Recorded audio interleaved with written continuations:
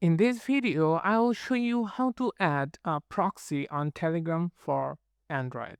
First of all, open Telegram and go to the settings and select data and storage. Scroll down to the bottom or find proxy settings.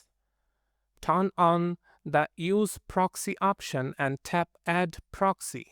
Now choose your proxy type, either SOCK S5 or MTPROTO. If you are using SOCK S5, enter the server port and if required your username and password.